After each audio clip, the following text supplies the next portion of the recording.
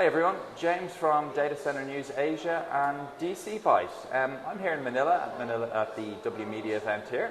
I managed to catch Gary. Gary is the Chief Data Officer at ePLDT, and he's agreed to give me 5-10 minutes of his time just to share some of his views on what's happening in the Philippines right now. So Gary, thank you for taking the time. Anytime, James. Gary, for those watching who kind of aren't familiar with what's happening in the Philippines right now in the data center space, can you kind of briefly summarize in a minute or two what the landscape looks like right now? Yeah, sure. It's very exciting times here in the Philippines, James. I think more and more the Philippines is getting into the radar of the global companies, cloud and big tech included. And we're just very, very excited about the prospects. The Philippines has gotten a lot of interest, and really it's all about how digital is growing and transforming the way that people are doing their thing here in the Philippines, whether it be the consumer or enterprises as they transform more towards digital as we adopt to the new normal following the pandemic. Yeah, so the Philippines is a market which we monitor closely, and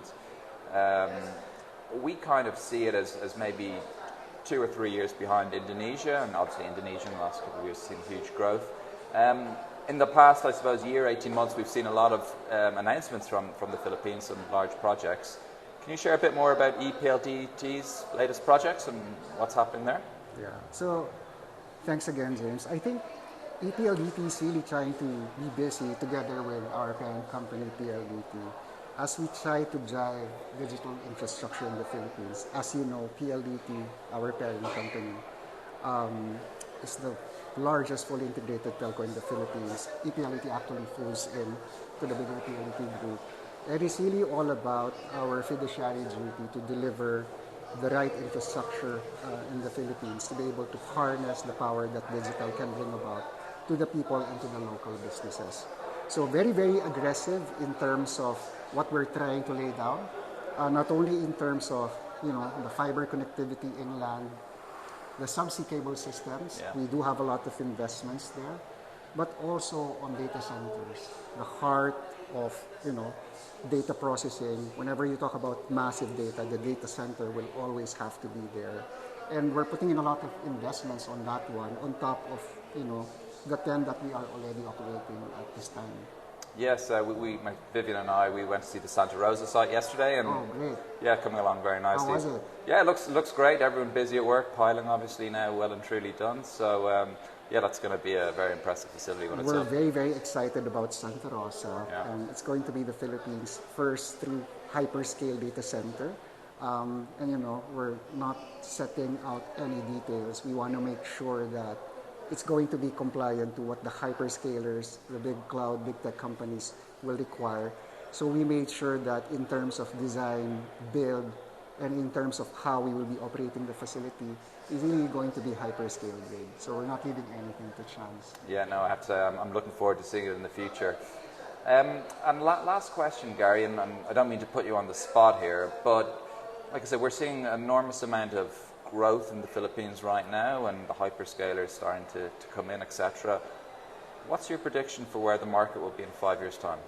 Oh, I think we're soon to hit the inflection point, because if you take a look at the hyperscale activity that's already happening in the Philippines, there's already a lot. Yeah. And we're expecting to reach that inflection point maybe in 6 to 12 to 18 months time. So by 2025, there's going to be a significant growth versus the current footprint that is already here in the Philippines. True to what you have shared, we're actually following Indonesia. And if you take a look at the Philippines is really the next most important destination following Indonesia, with the population size, with the digital propensity, with the average, the median age of the people here were very young. And the propensity towards all social media and cloud platforms is just tremendous. We're always part of the top 10. Enterprise cloud adoption is growing really, really strong. So there's no reason for these hyperscalers and cloud companies not to go to the Philippines.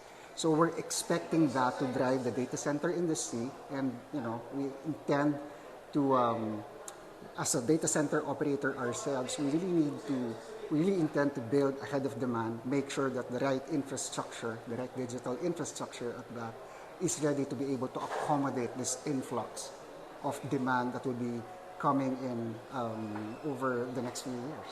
Yeah, no, it's really exciting times for the Philippines, Gary, and as you mentioned, the demographics alone, and for anyone kind of not familiar with the demographics of the Philippines, I think it's 110 million people nearly now. Close to 117 now. Oh, really well. Okay, we're that productive. Yeah, wow, I'm way off there. But yeah, like the demographics alone just suggests that there's a lot of business. James, that's what's really driving the digital economy. So the projections are very, very bullish. We're expecting the Philippine economy to continue to grow high double digit over the next 5 years. And by 2030, we're looking at possibly a $100 to $150 billion digital economy. And that's just going to be massive. It's going to present a lot of opportunities for businesses and, a